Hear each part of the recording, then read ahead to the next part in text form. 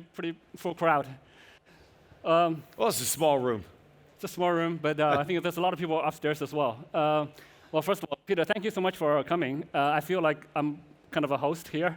Wow. So I want to keep it a bit civilized at the beginning. We'll see how, how it evolves. So first of all, I want to thank you for taking your time to come over here. And I think it's very courageous of you to step on this stage in this crowd. It feels like there's definitely a home court advantage for me here. Yeah, well, I got some supporters in the crowd. But absolutely. Even if they disagree with me on Bitcoin, they agree with me on a lot of other things. But I definitely appreciate and thank you for hosting this event and bringing me out here. And at least you had the courage. I mean, I've been, trying to get Michael Saylor to debate me for years, and he's afraid. But no. you've got no problem.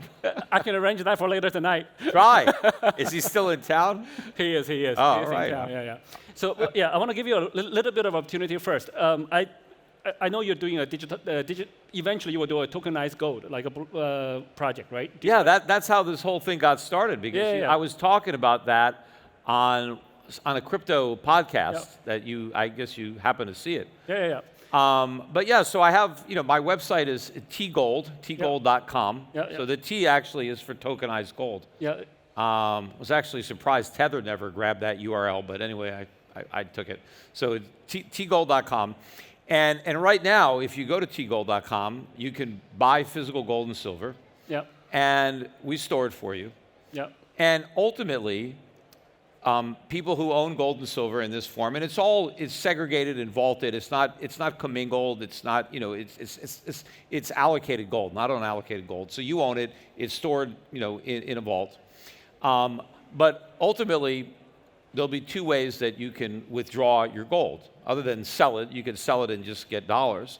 But one way is to withdraw in physical form. Mm-hmm. You can take delivery of bars or coins in whatever denomination that you want, or you can also take delivery in the form of a token. Yep. And so when you take delivery of the token, and now you can deposit it in your wallet or put it on an exchange to the extent that we get it listed on an exchange, but you can withdraw the token, right? And what the token represents is ownership of gold. Yep. You own the gold, it's in a vault, but the token is the evidence that you own it. Like if you check, your coat, and they give you a claim check. The claim check isn't a coat, but it's redeemable in a coat. Sure. And so the tokenized gold now is your ownership of gold. But if you want, you can transfer that token or any portion of it because it's divisible. You can transfer part of that to somebody else. And now that other person owns the gold. And so you transfer the ownership of the gold rather than the physical gold. The gold sits in a vault, but the ownership can change hands. And now you can use your token as a medium of exchange. And so now you have a viable monetary unit that is a store of value because it's backed by the gold that's in the vault that anybody can take delivery of. But in the meantime, you've taken gold and you've now made it more transportable, more divisible, more fungible. You've improved on all of its monetary properties, but you don't lose the most important property, which is it's a store of value, because its value is the gold that the token represents. So what I'm hearing you saying is actually the tokenized gold is actually almost better than the gold itself, in the ways that it's divisible, it's transferable, it's transportable, it's a medium of exchange, etc., right? Yeah, as for money purposes, yes. Yep. Obviously, if you want to actually do something with the gold, if you're a jeweler, you have to take the token and redeem it. Yeah. Right? If you're manufacturing computer chips and you need gold, you have to redeem the token. But as far as using it as money, yes, it improves on gold. Just like the old blacksmiths, right? Originally, when people had gold and they would have it stored with the blacksmith would write out an IOU, a piece of paper, which could then circulate in place of gold because it was more convenient. And that was currency. And when governments started currencies, they were legitimate because they were backed by gold. So instead of engaging in commerce with the gold, we used paper currency. Sure. But that currency derived its value from the gold that backed it up. Now, fiat currency is paper currency backed by nothing.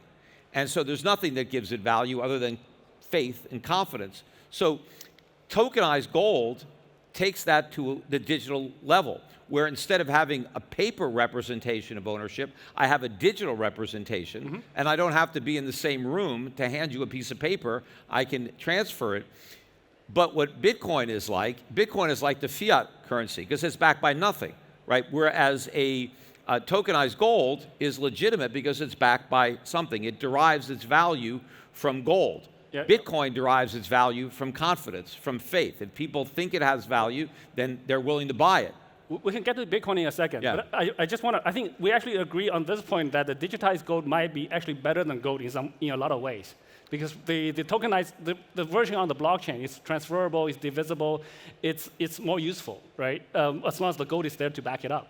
Correct. Right? Yes, Okay, and so it improves on gold. It makes Right. gold better, just like paper made it better. Yep. Except, once the government came in and corrupted it, right, then that was a problem. But it wasn't a problem for gold. It was just a problem with government.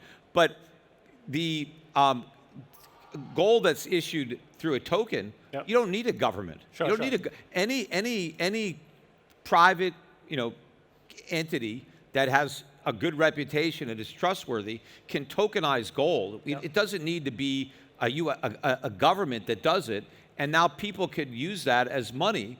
Sure. And even if there's a lot of different tokens, they're all fungible because Sure. gold is gold. Let's talk about gold for a little bit. I have a magic box if we can get that up the stage. Yeah, Tintin, come over. Today is actually the first time meeting Tintin. Tintin is actually a KOL for Aster. Yeah, please. Yeah. Thank you, Tintin. it's pretty heavy. Huh? So Oh, I have a nice box here. What is It has, that? It has some, I think it's Kyrgyz language. I took it back from Kyrgyzstan. It has a certificate. I got this from a very important person from Kyrgyzstan very recently, just completely by luck. So we take it out. It's pretty heavy. I'll put this down. You can see it says Kyrgyzstan, 1,000 grams, fine gold, 99.9.9, and a serial number. Try it. Yes. Yeah, it's heavy. Is it real gold or no? Well, I don't know. I mean, is this what you're trying to? Let's see how it looks. Well, the color is a little. This is pure gold. My bracelet is pure gold, so the color looks a little off. Yeah. But I don't know. I mean, probably. Maybe it's not real gold. It's given to me by a really important person. Well, I know, but this is not a mint that I would recognize. I mean, the thing about mints is if you know the name of the company that minted it and you trust them because they have a reputation in the market that they want to protect. Yeah. But this, I've never heard of any of this. So I would have to probably assay it to know if this was real gold. But the color looks a little off compared to my bracelet. Because this, It might be your bracelet that's a little bit off. I don't know. So it depends. Are you giving it to me? I see. Is it a gift? This is the thing. I wouldn't. Because if it's a gift, then I know it's. If you're not going to give it to me, it's probably real gold. If it's a gift, then maybe it's. How much is this worth? Like one kg of gold right now? Well, gold's about $4,200 an ounce. So that would probably be $50,000. I don't know. Do the math, but it seems like a lot of gold if it was real. AI told me it's like 130,000 ish. 130K ish. Is that right or not wrong? No, gold. Well, gold is, as I said, it's about $4,200 an ounce. Okay. And what is that? It's 1 kg. So I don't know. A kilogram? How many ounces in a kilogram? 32. 132. Huh? 30. 132K. All right. See. So I would want to give you. It's 130. I don't want to give the whole piece. I can give a little bit, but I can't Well, that's why you tokenize it. Then you can give me half of it. Right. So but they also make. We sell at my company Schiff Gold. Yeah. We sell 10th-ounce gold coins. Right. So, you can have small denomination, and we sell them by reputable mints. So you know that they're real. You don't have to guess. You don't have to try to assay it. You look at the coin, and you can tell if it's been monkeyed with. Yeah. But See, I want to give it to you, but I don't know if you can take it out of the country. I'm sure I can just put it. How many days are you staying? You know what? I can put that in my bag. No one's going to care. You sure? Yeah. This country can. No, some countries will put you in jail. For carrying that? Yeah, depends if you declared or not, etc. Where you got it, who you got it from, or the source. Well, if I tell them I got it from you, what do you?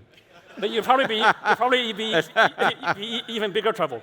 But but it is real gold. It is given to me by the president of Kyrgyzstan. So I have not. Well, you probably have some sentimental value now, so you don't want to give it to me. Well, especially after this, you'll have some sentimental value. But we'll see.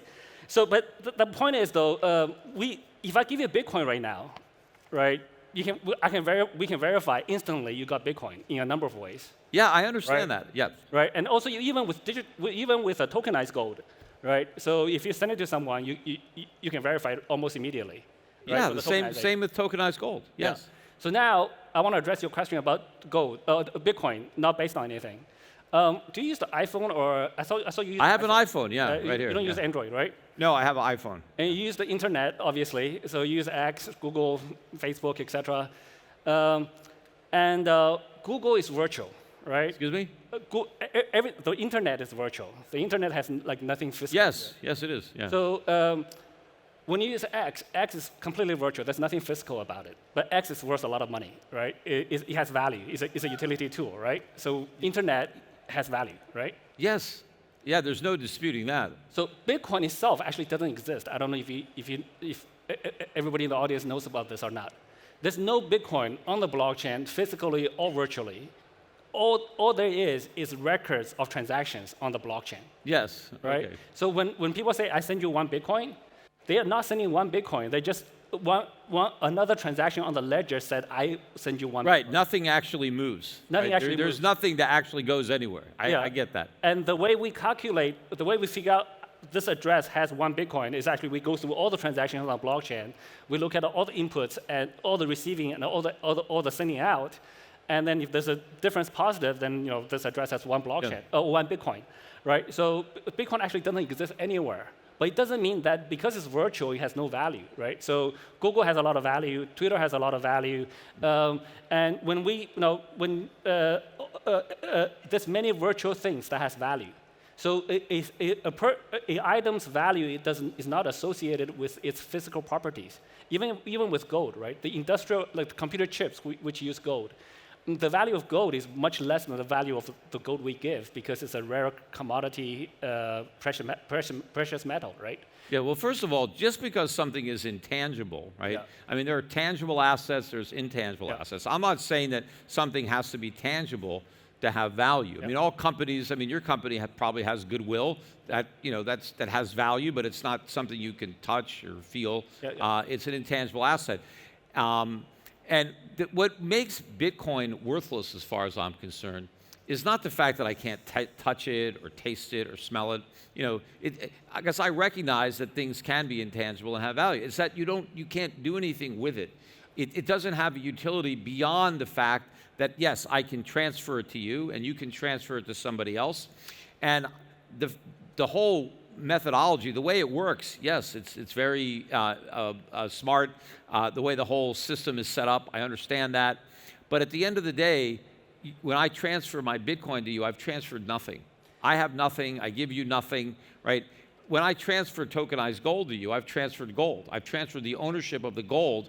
And what gives the gold the value is what you do with it as a metal. Gold has properties that other metals don't have, that other elements don't have, and it's needed. There are industries that need gold. They must buy gold. They can't substitute copper or another metal. There are things that only gold can do, and companies need gold. Now, because gold is scarce, there's not just an abundant supply of gold. Because it's very valuable, but there's not a lot of it, then it's going to have a high price just by supply and demand. But even if people say, well, the real price, it's not, the investment price is $4,000 an ounce, but maybe it's, it's only worth some lesser amount, I don't know.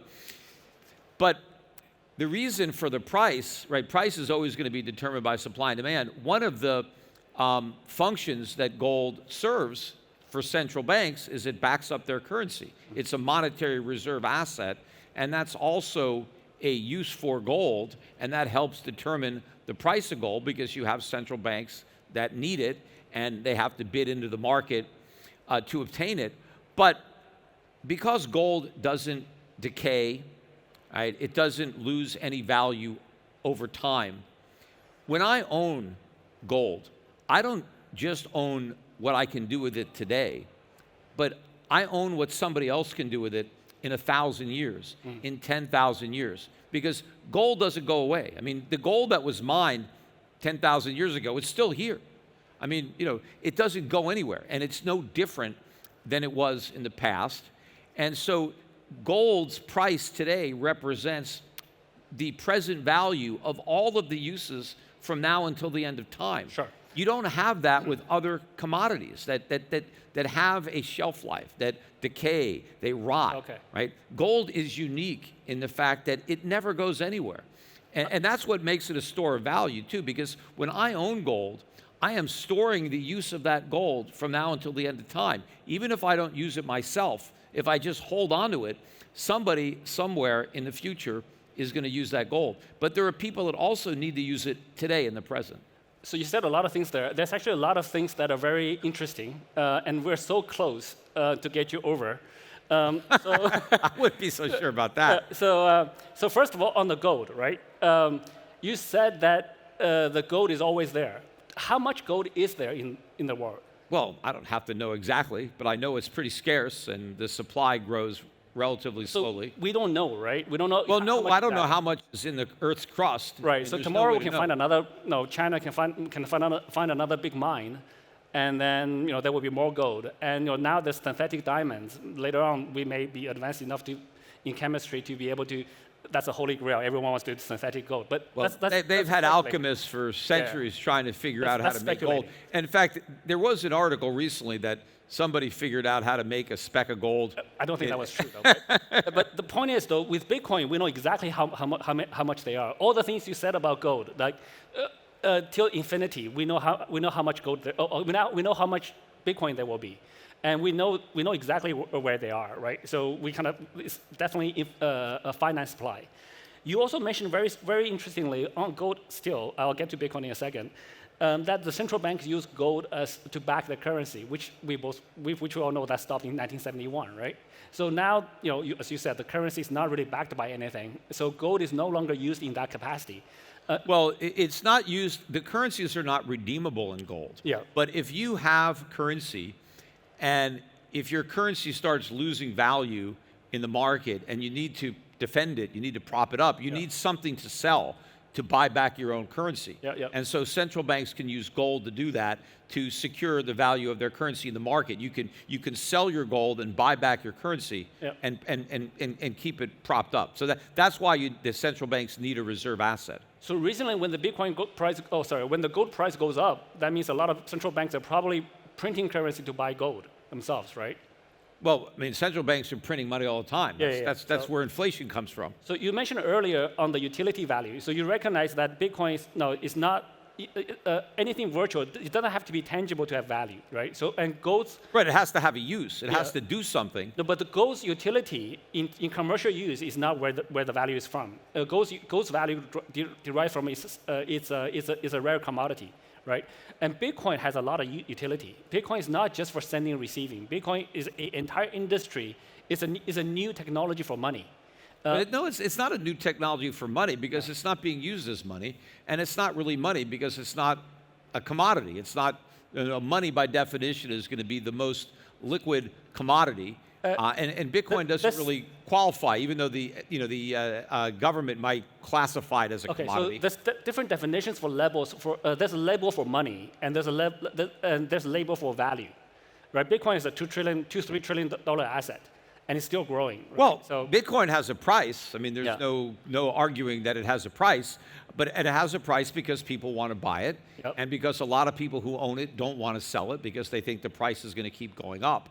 So, but that doesn't mean that it has any underlying value just because it has a price, just because people are willing to speculate in it. But that's what Bitcoin is being used as. It's not being used as money. It's being used as a speculative digital asset.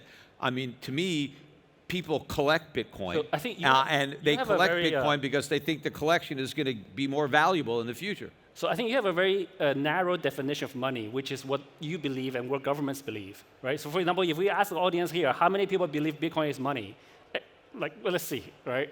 So, but this is an unfair crowd for Right, you. but you know, this is an unfair crowd. But the point is, though, many people do recognize Bitcoin as money. Well, whether we call it money, how you define it, we can debate about that, the definitions of it. well, nothing is priced in Bitcoin, so it's not a unit of account. When you know, Pricing is relative, though. Like, we can reverse calculate. Like the price of U.S. dollars in Bitcoin is 0.00. no, but that's like an exchange rate. But I'm talking about merchandise, people that are selling goods and services, which would include, labor. Nobody quotes wages or prices in a fixed quantity of Bitcoin, right? You're not going to. It doesn't happen anywhere.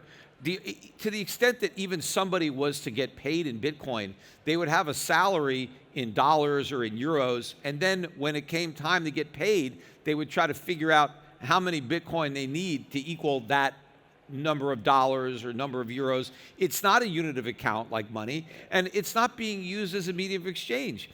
But people, most of the Bitcoin, it's like traded on Binance, and people gamble with it. They buy it and they sell it. They day trade it or they hodl it, but they're not using it. I mean, as a medium of exchange. It's not a unit of account, and it can't be a store of value because you can't store what you don't have. Just because some things prices fluctuating doesn't mean you couldn't get paid for it. I got paid in salary in Bitcoin in 2014. So 11 years. What was your salary? Was like, I don't know, wasn't that high. It was like 100K-ish at that time. No, you said it was in Bitcoin. Was your salary a quantity of Bitcoin? Well, as you said, we'll rebase every month, right? But yeah, but that's not the same thing. If it was money, somebody would have to say, my salary is a tenth of a Bitcoin, a month, and that's all I get. I get that Bitcoin, whether it's up or down. That's my salary. It's fixed in Bitcoin. I could actually show you a number of contracts that if Binance has, we do it in Bitcoin, right? So for example, one of the early investors or business partners that want to exit, we said, look, we're gonna give you this much money. You can take in US dollars or you can take in Bitcoin. And we fixed the Bitcoin at that time, and we hold that. Oh, you fixed the price. We fixed it in Bitcoin, and that person got a lot more Bitcoins over time. The same number of Bitcoins, but Bitcoin's value went up. Right. But that's a unique situation where you have somebody who wants Bitcoin as a Bitcoin investor, and they want to get. Yeah, so they're just. It's a small number, but people do transact in Bitcoin as a unit. It happens. Well, that's the exception, not the rule. The vast majority. Yeah. I mean, almost all of the Bitcoin transactions are not to buy goods and services. They are people buying and selling Bitcoin to each other without any work being done, without any goods being purchased, right? It's just trading. That's all that's happening. It's not necessarily true, right? So the stock. So I think we're getting off topic a little bit. I'm not arguing whether Bitcoin is money or not. We're really. You just said it was money. Then we would be arguing about the definition of money, how we define that level. But the more important part is whether Bitcoin is valuable, right? So I think whether it has value. And that's the core definition. Well, that's the core debate. Whereas I think many people in this room obviously recognize Bitcoin has value. Bitcoin has, and the Bitcoin value, part of it is come from speculation on Binance, on other exchange, but a large part of it comes from the utility value of it. The fact that I can use it, I can transport it. I move to different countries all the time, right? So with this piece of gold, it's not easy for me to take it across different countries. Whereas it's a good store of value, which is true. But Bitcoin has risen in value, not just a store of value. It has actually gone up in value over the last 15 years. Yeah. Well, first of all, tokenized gold solves that problem because you can take the tokenized gold with you. But the tokenized gold, I have to trust a third party. All right, well, just find a trusted third party. I mean, which I could, but Bitcoin, I don't have to do that. That's utility. Well, but then you have to trust something more. You have to trust that. I trust the technology. People still want Bitcoin. Yes. You mentioned that there's a. So there's 21 million Bitcoin. It's very easy to trust people still. Yeah. All right. So there's 2.1 quadrillion satoshis, right? They're not that scarce when you express it that way. But there's a lot of satoshis out there. But yes, there is some maximum quantity of satoshis that are out there. But none of it matters if people don't want them. look at the last few years, because Bitcoin today is 40%. How many years have you been saying this, though? Well, for a long time, right? But look, Bitcoin today is 40% lower priced in gold than it was 4 years ago. Yeah. So over the past 4 years, since Bitcoin peaked, Is that true? yes, I'm not sure if that's yeah, true. yeah. When Bitcoin was 69,000 4 years ago, it bought 37.2 ounces of gold. Today, and I just checked before, it buys 22.15 ounces. So Bitcoin buys 40% fewer ounces of gold today than it did 4 years ago. Gold did better than Bitcoin in the last 4 years. 4 years, a lot better. How about 8 years? No, but here, let me finish the point that I'm making. Right, over the last 4 years, think about what's happened in Bitcoin. First of all, we had all of the Bitcoin ETFs that got launched that didn't exist to buy Bitcoin. We got all these companies, copycat from Strategy, but we also have Strategy that borrowed, $40 billion to buy Bitcoin, or issued stock and debt to buy $40 billion. But we had other crypto companies buying Bitcoin. We had ads at the Super Bowl, we had celebrity endorsements, we had the NFT craze, we had El Salvador, we had the Bitcoin Strategic Reserve. We've had all of this money and hype and promotion, unprecedented. That's all anybody talks about. You go on financial news stations, every guest is talking about Bitcoin. Every commercial is Bitcoin or crypto. They're the biggest advertisers. They're the biggest donators to political campaigns. So you're only talking about one failed exchange. Right, but the price has gone down during all of this, with all of this promotion, all of this hype. It's gone down.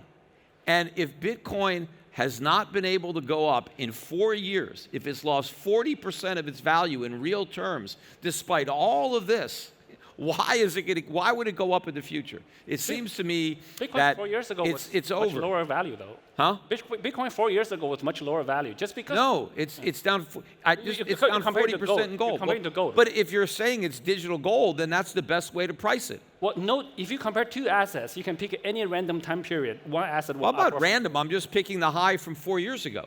But my point is, you had all of this hype. Why isn't Bitcoin? Look, you have Michael Saylor is coming out here. Bitcoin's going to be $10 million of Bitcoin. All right. Well, why isn't it there now? Why? I mean, if it's really that valuable, the market would adjust the price now. You can't just buy it. I mean, he acts like you just buy Bitcoin and you're guaranteed to make all this money. It's a sure thing. Go out, mortgage your house, bet the farm, borrow against your business, put everything you have, because he says it's a sure thing. Well, if it was a sure thing, the price would already be there. Well, the price takes time to be there. Like, even if you say like gold will be worth more later, doesn't mean that it will be worth. No, I just think the dollar will be worth less. The euro will be worth less. Again, they keep printing them. We agree on all of that. Right, Yeah. but it does. But Bitcoin is irrelevant for that. Bitcoin's value is determined solely by the number of people who want to buy it versus the people who want to sell it, because there's no user for it. Like like with gold, there is real demand. There are people who need to buy gold and will always buy gold. And if the price of gold goes down, they're going to buy more. If it goes, but in Bitcoin, nobody needs it, but people want it. But they want it because they think the price is going to go up. But the minute they stop believing the price is going to go up, then there's no reason to have it. Let's talk about the future a little bit more. The future generation, the younger kids. Yes. Do you think they will like Bitcoin more or gold more? Well, they're going to like gold more because their friends will have lost a lot of money in Bitcoin. And there's one really good thing about young people. How about your son? But he's already sold his. But the good thing about losing a lot of money in Bitcoin when you're young, and is that when you're young and you lose your money, you have a whole lifetime to earn it back, and you have a lifetime to benefit from the experience of losing that money. So the good news for all the young people that are going to get wiped out in Bitcoin is that it will prevent you from losing more money in the future, right? Because when you're young, you don't have a lot of money to lose. But as you get older and you accumulate more, that's when it's more important not to lose your money. So this is a valuable lesson. So Bitcoin went from no value in 2010 yes. to 50 cents for the first Visa transaction to now 100,000, well, 90,000 right now. Yeah. How many people lost money on Bitcoin? How many people made money on Bitcoin? Well, how many of the people who have their hands up have actually sold their Bitcoin and realized those gains? A few. Not that many. But look, again, this is a different crowd, right? right. Obviously. Yeah, But there's no disputing that the people who bought Bitcoin back then have made a tremendous amount of money. I mean, I know a lot of these people who have made hundreds of millions, billions. So you know them? Yes, a lot of them are my neighbors, but the reason they can afford to live in my neighborhood is because they sold a lot of Bitcoin. That's how come they can afford it. But the money that they made. A lot of people made a lot of money on Bitcoin that you know. Yes, they got in early. Okay. The people who bought it over the last couple of years haven't made any money.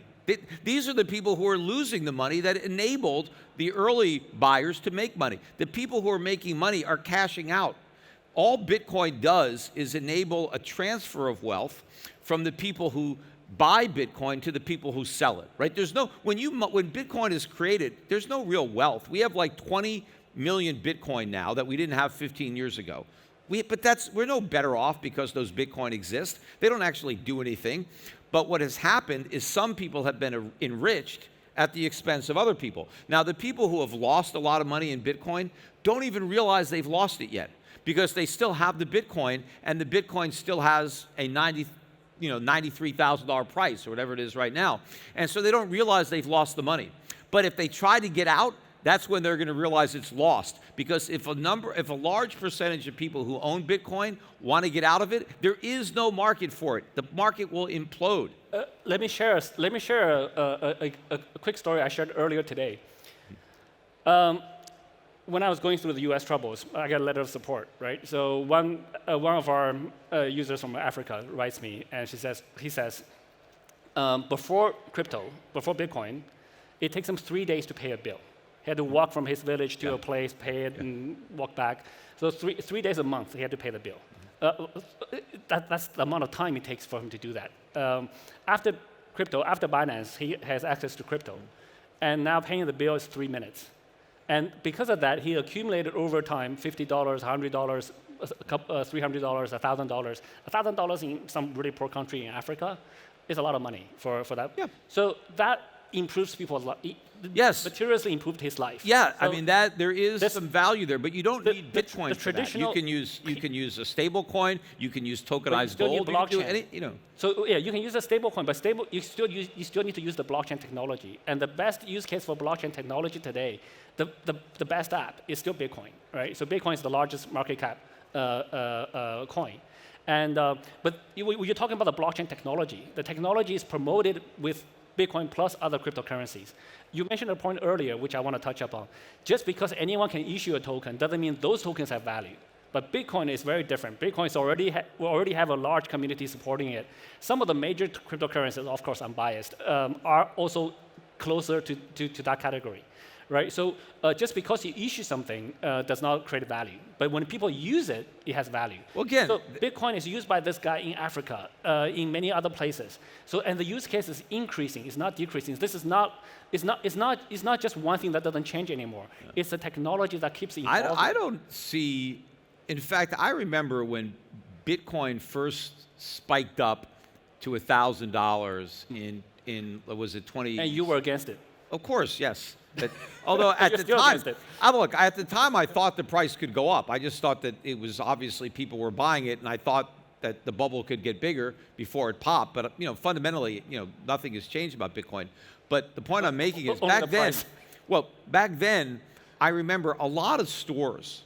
There were a lot of stories where all these companies were coming out, oh, we accept Bitcoin, we accept Bitcoin, we accept Bitcoin. And the reason that the stores were doing this is because all of a sudden people with Bitcoin had money, because now the Bitcoin was worth something. And so merchants were trying to appeal to the wealth of the crypto people by saying, hey, you can spend your Bitcoin here, you can spend your Bitcoin here.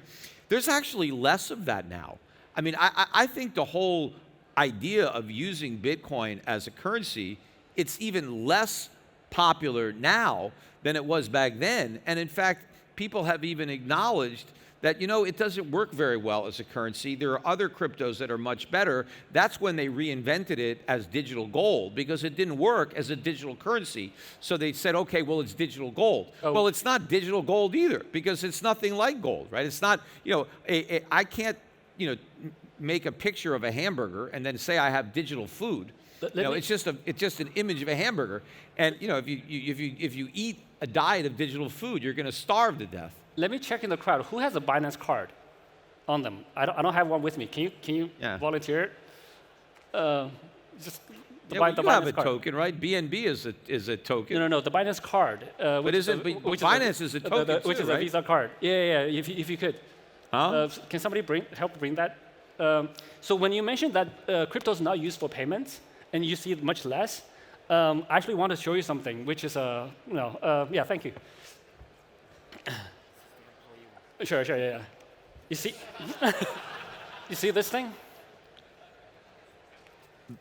Okay, yeah. Well, basically what you're saying is you can use this, and it will sell your Bitcoin and pay a merchant in dollars. Absolutely, it works really well. Yeah. And that's exactly what I'm going to do with gold, right? But using the blockchain, right? No, it tokenized gold, doesn't even need to use the blockchain when I'm using a debit card or debit card.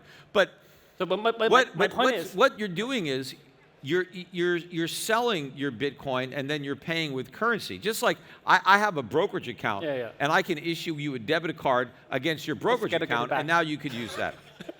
But you're not using Bitcoin as money. You're selling Bitcoin to get money, and then you're using the money to buy goods and services, not the Bitcoin. That card just ties you in.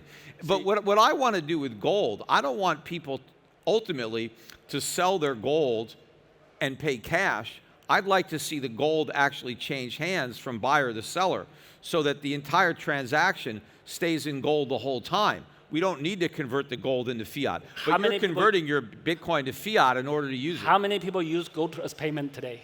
Well, probably hardly anybody uses it as payment. More or less than this. But you're not using Bitcoin there either. The Bitcoin gets sold.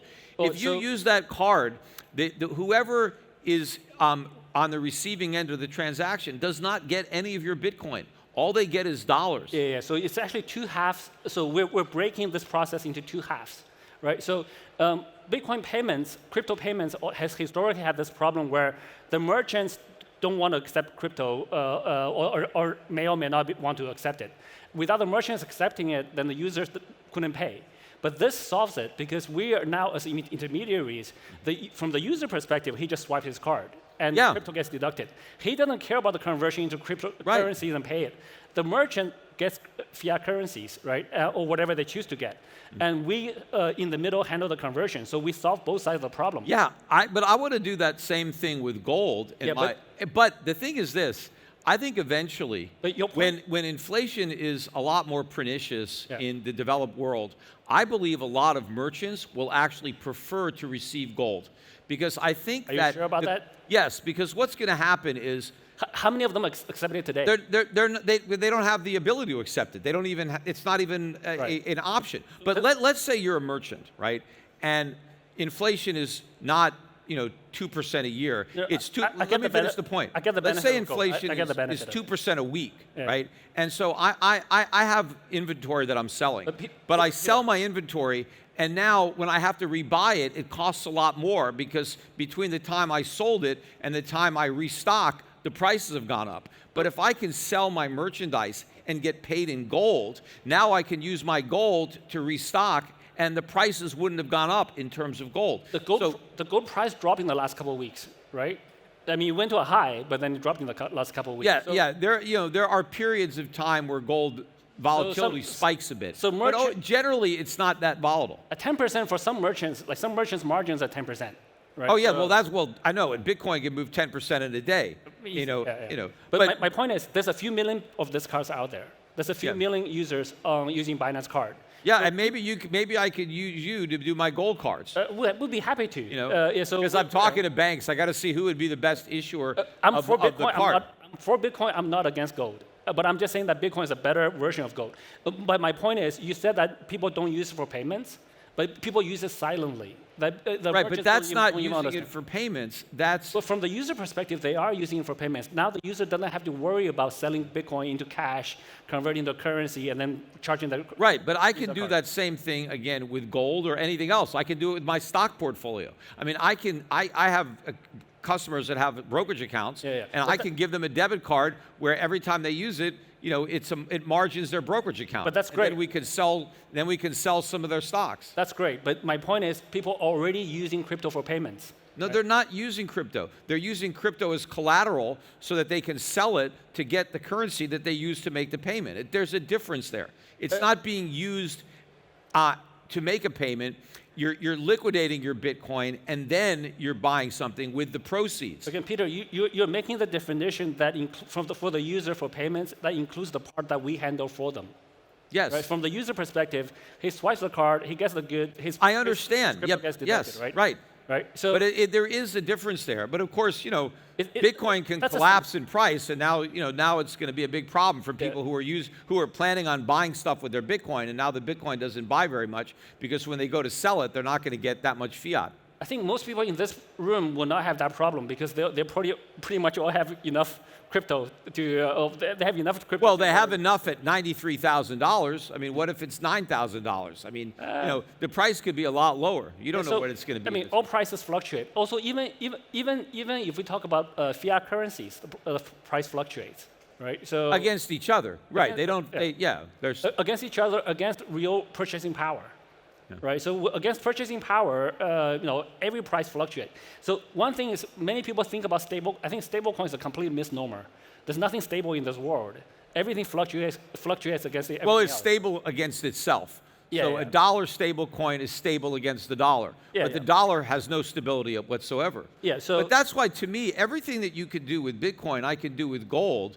And so rather than have a token backed by nothing, why not have a token backed by something? Why prefer a fiat cryptocurrency when you can have a real one, when you can have one that's backed by gold? It's actually the reverse. Whatever you can do with the gold and fiat, we can do in Bitcoin. No, you can't, because you can't store value with Bitcoin. Bitcoin has been a tremendous store of value. No, it hasn't. It's been a great speculative asset that is appreciated. Bitcoin's price has gone up. For the last 15 years, for its entire existence. Right, but first of all, that's not a lot of time in the scheme of things. But Bitcoin has price. I don't dispute that there is a price for Bitcoin, but price and value are two completely different things. You cannot store a price. Bitcoin has a price today. I don't know what the price is going to be tomorrow, but it has no value today, and it's going to have no value tomorrow. But that doesn't stop people from buying it. But the value that most people place in Bitcoin is that they think they're going to get rich if they buy it. They think if I buy this Bitcoin and I just hold on to it and ride out all the volatility, I'm going to be rich. So that's what people are buying. They're buying that lottery ticket that's going to pay off.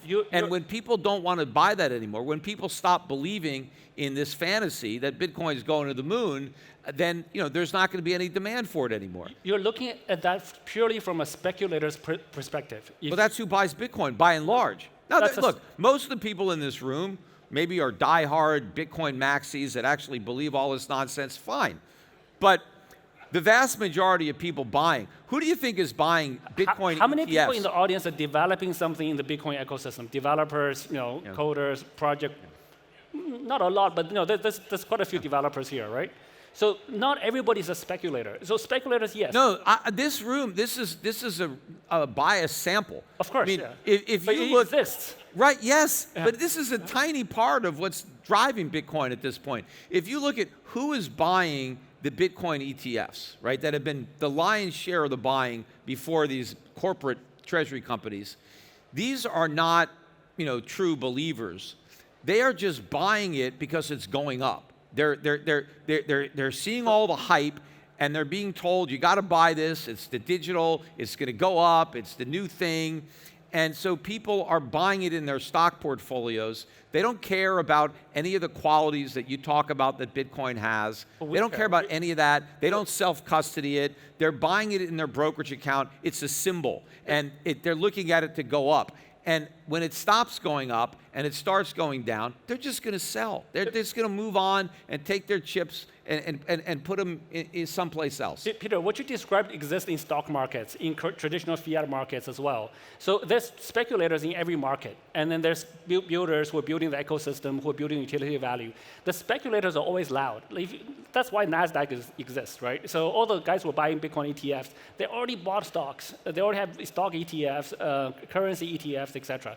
So that exists in traditional markets as well. Yeah, look. Just having them doesn't mean that Bitcoin has no value. No, well, right? yes, just because there's speculators in the stock market too doesn't mean that that legitimizes Bitcoin because they're speculators. Look, when you're speculating, it's reverse. Just having speculators does not delegitimize.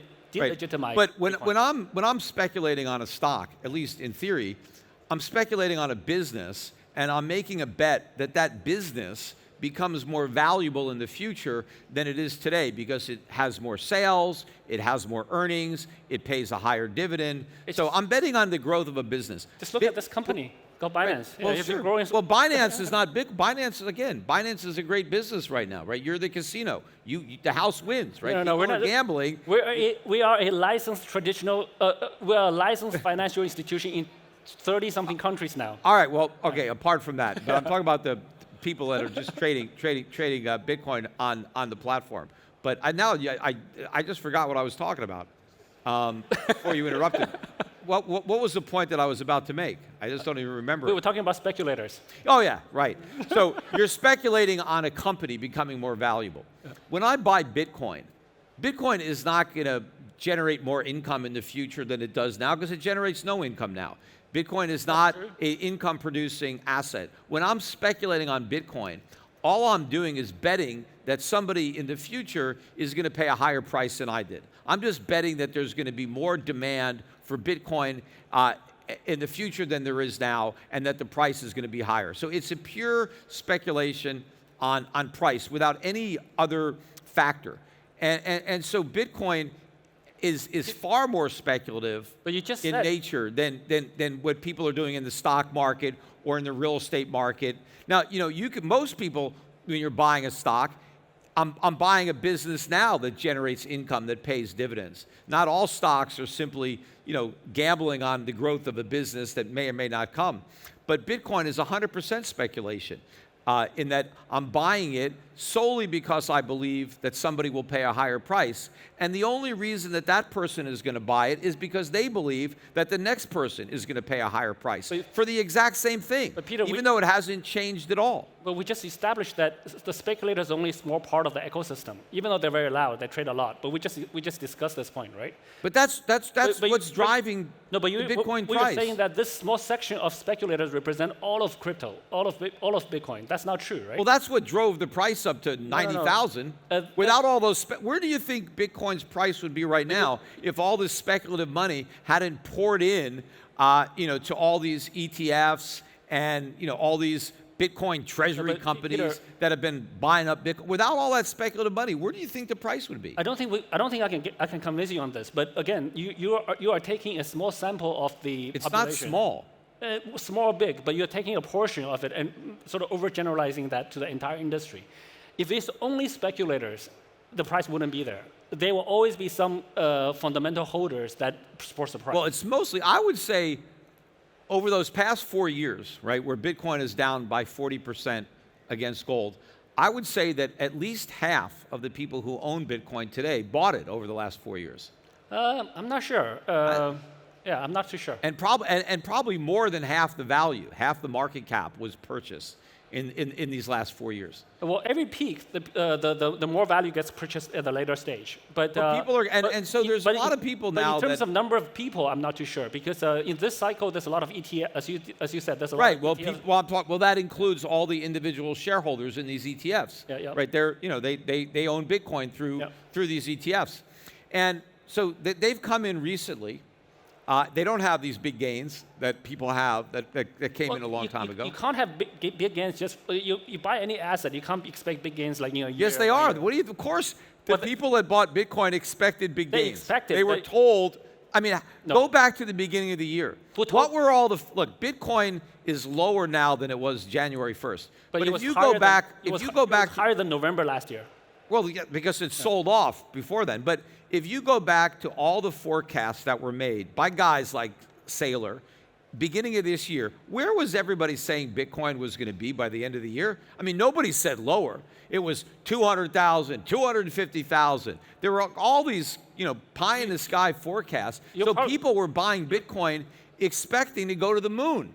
they weren't expecting to lose money, which is happening. There's a few guys who make forecasts. I usually don't make forecasts. But the price goes up and down, right? So people invest, they need to take the risk, or they need to understand the Well, I think a lot of the people... Same thing with gold, same thing with stock markets, right? Well, but you haven't had a big influx of private investors in gold. Look, I've been in the gold business. I've had Schiff Gold since 2010. Why is that? And there has been an influx in crypto, but there hasn't been in gold. Because gold doesn't have a sexy get-rich-quick story to it. People but you just said gold will go higher quicker. Yeah, well, gold has done a lot better than Bitcoin the last couple of years, last 4 years. But Sure? most people have bought Bitcoin. Sure they haven't bought gold. But central banks are buying gold. I mean, they know what they're doing. They're buying gold. They're not buying Bitcoin. But eventually, I think private investors will start buying more gold. And I think the air coming out of the crypto bubble will help move that process along. In fact, I think one of the reasons that Bitcoin was able to do so well, from when it started until recently, was because gold went sideways for about 12, 13 years. Gold went from And that's exactly the time when Bitcoin started. Yes, well, because gold went from $300 an ounce, under $300 an ounce in 1999, 2000, and it went up to $1,900 in 2011. Right, and so it had a big gain, and it attracted some money as a result of those huge returns. But then it just kind of went sideways, and Bitcoin comes on the scene, and it comes out of nowhere, and it's going way up, and it's being sold. Hey, this is digital I think gold. we can stop this the is debate better right there. than gold. This is gold 2.0, and as long as gold wasn't performing. That created an opportunity for Bitcoin to kind of steal some of its thunder and get money out of gold stocks, into crypto stocks. But now that gold has broken out of that consolidation, gold has now doubled in the last 2 years, and silver now is caught up, and now silver's at record highs. Silver's almost $60 an ounce, so it's broken through its $50 double top. So now we're in another stage of precious metals bull market where gold and silver are not going sideways. They should continue to go up year after year for many, many years to come. And so in that environment, I think it's very difficult for Bitcoin to compete, because now the people who have gold have no reason to sell it to buy Bitcoin. And I think people who made the mistake of selling their Bitcoin a few years ago and buying gold are going to regret that, and they're going to try to reverse that trade. They're going to try to sell their Bitcoin and get back into gold. But that's going to be a big problem because there's no buyers for the Bitcoin. And so I think the price will collapse. All right, so I think we can agree to disagree on that note. I do hope gold to be successful. I do hope your digitized gold to be successful. Well, maybe we could work together on that project. Absolutely. And I want to get my token listed traded on Binance. Absolutely. So we welcome you to the blockchain digital world. And I, of course, believe completely differently that I think gold will do well, but I think Bitcoin will do even better. That's my view. But I don't think it will be able to compete with gold, especially when it's we'll find out next year. Yeah. Well. But lastly, thank you, Peter, for coming over, and I wish you all the success in digitizing gold. All right. Well, my pleasure. All right. Thank you. Thank you so much. Yeah. Thank you, guys.